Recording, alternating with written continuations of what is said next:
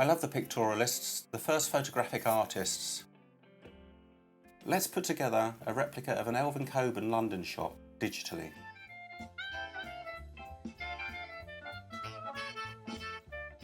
Hi everyone, this is for my talk on the Pictorialists. I've put together a brand new preset for Lightroom and Adobe Camera Raw, replicating the softening and grain from the early Pictorialist lenses. These were soft, poor quality lenses, but they did produce painterly characteristics and the Pictorialists loved them. Pictorialist images were about lack of sharp focus, texture, which was usually through manipulation of the print surface, and certainly good composition.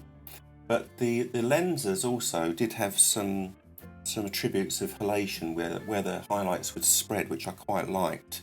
You can't always get that with certainly digitally within Photoshop, but by softening the image we can actually try and spread the highlights a little bit as well.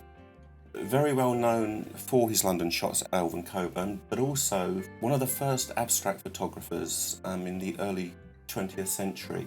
Don't just look up Elvin Coben, but also look up the Pictorialists, some amazing, beautiful work, and you can use this preset for many pictures. So like I said, this is literally a one-click preset for you, and I'm going to come over to presets here and just show you it, and then I'll take you through what it's actually doing. So here in the presets, I've got it in my favourites here. Here it is, Pictorialism, Adobe Camera Raw and Lightroom. Just by hovering over in the presets, it will change things. So I have a couple of other, like Robert Frank, I'm a particular fan of. I do emulate some of his work at times. So here we go, Pictorialism, and you can see straight away it's a pretty close resemblance to the original by Elvin Coben here. It's working really, really well, and it's getting the low tonal value that the Pictorialists liked and softening it up as well, literally spreading some of those details out. So let's take a look at this individually. So here on the basics panel, all that's really happening is the exposure's come down a little bit. That image was a touch bright, and when you start manipulating some of the other areas, you do need to bring the brightness down, but this is your own preference really. What's really important is that the contrast comes down, because they were about low tonal value. So that contrast comes down, and that also means I take the blacks up to again just enhance the lack of contrast as well there. If you need to check the highlights, do so, but it's not 100%. This is the early days of photography. We're not looking for perfection. Shadows as well, I'll just bring those up a little bit. Again, it's just about manipulating contrast here. Now, to bring the softness and some of that feel of glow coming through, what I do is I rack the texture and the clarity all the way back, and also just a little bit of dehaze. And that really helps with, like I say, the lack of sharp focus and also a bit of glow coming through as well. So that's pretty important. Here's an interesting one for you, in that normally we put a very shallow S-curve in at times to actually enhance some contrast. And it's the opposite way around than what I'm showing here. So I've actually done a reverse shallow S-curve again, just to flatten the contrast, particularly in the mid-tones. Moving on, make sure that sharpening is down to 0. This is about soft focus, so don't put any sharpening in there either if you do start moving around with these sliders personally.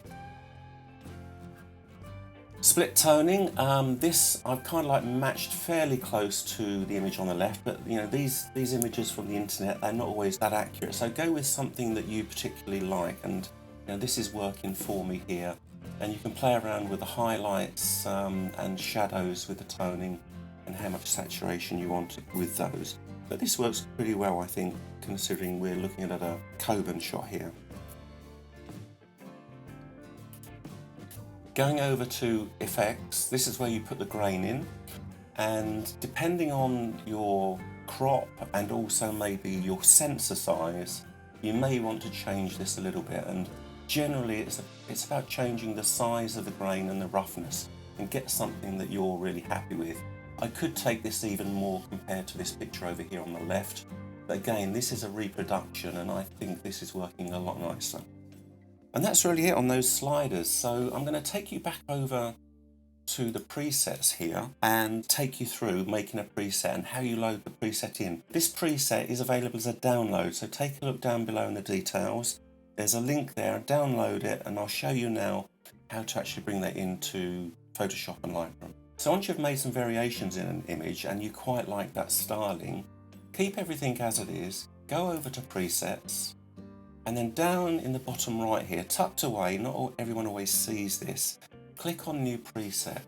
It will automatically tick everything that you've used. Just name it, just click OK, and it will save that preset for you automatically.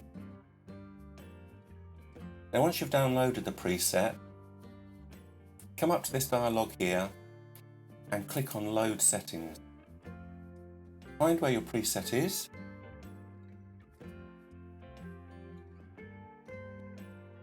and literally click and load, and that loads it in for you directly to Adobe Camera Raw, and also automatically it will go into Lightroom.